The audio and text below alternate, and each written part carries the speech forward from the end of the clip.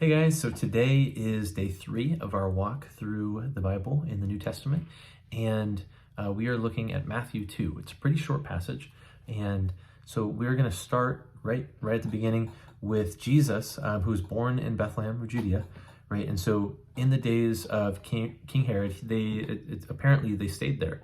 They stayed in Bethlehem, which was about 6 miles south of Jerusalem, as we talked about yesterday. So it's very close by. And yet the king of Israel had no idea. None of the leaders knew about this. When the shepherds came, they didn't tell them. they weren't informed about this. And I think it's a pretty significant detail.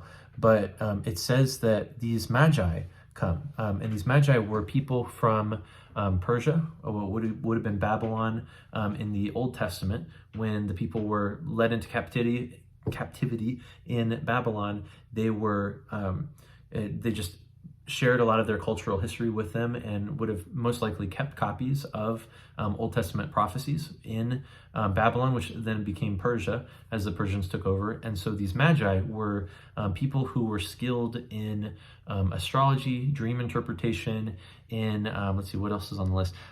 Their study of ancient sacred writings, and they also pursued wisdom and magic. And so a pretty long list of things that were not exactly kosher, to say the least. They were not things that the Torah would have instructed you to do. Actually, things that they would have said not to do. These are magicians, sorcerers that are not aligned with God's principles and his wisdom, and yet they're still seeking God, and they're still seeking his wisdom, but they're seeking it in the wrong place.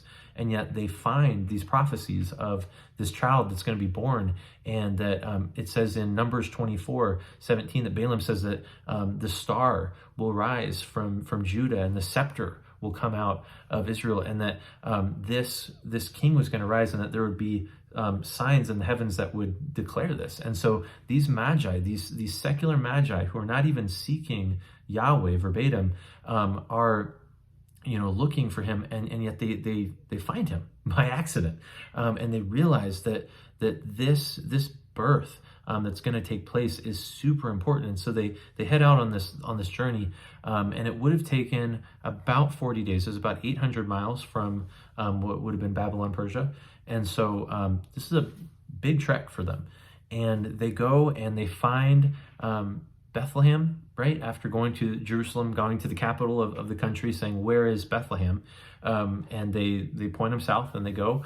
And then what's interesting is that they quote from the scribes and the Pharisees. They tell Herod where this child's going to be born.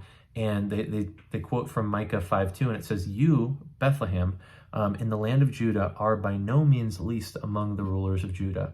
For from you shall come a ruler who will shepherd my people Israel." And so this is a direct quote from Micah 5:2, but it also alludes to Ezekiel 34, verses 23 and 24, where God says that I will set up over them one shepherd, over Israel. I'm going to get rid of all the bad shepherds, and I'm going to put one shepherd over them, my servant David. And he shall feed them. He shall feed them and be their shepherd, and I, the Lord, will be their God, and my servant David shall be prince among them. I am the Lord, I have spoken. And so it's interesting, he calls his servant David, and it's a lot like how John is referred to as Elijah, but he's not actually Elijah. In the same way, this new David that's coming, he's not talking about historical David. This David's been dead for over 100 years at this point, when this prophecy is given.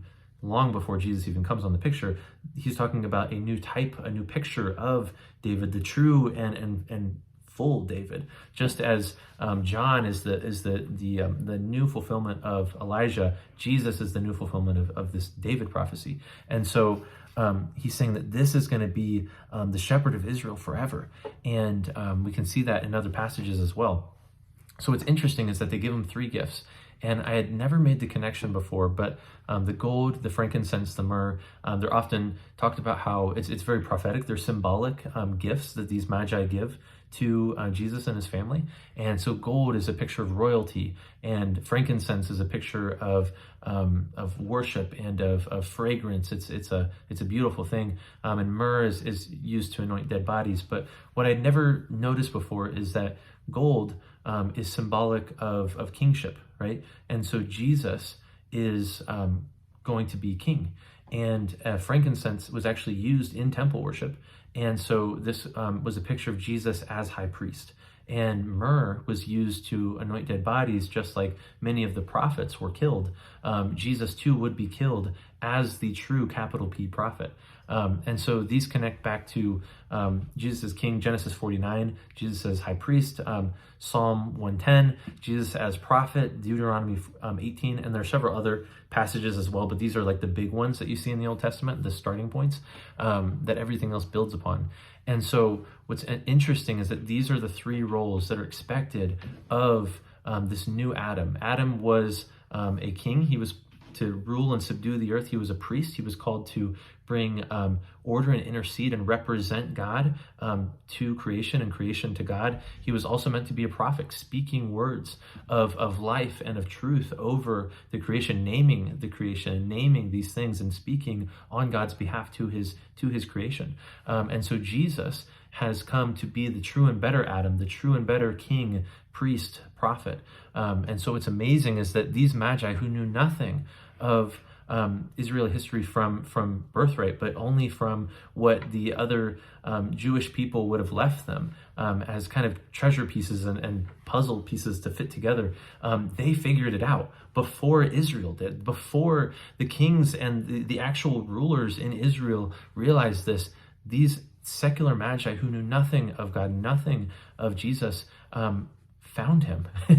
And it's just this beautiful picture of these unexpected saints before Jesus's throne, Jesus's cradle. And so I think it's just this beautiful reminder that just as we saw yesterday, the salvation of Jesus is a very unexpected salvation. In the same way, in his presence are unexpected saints.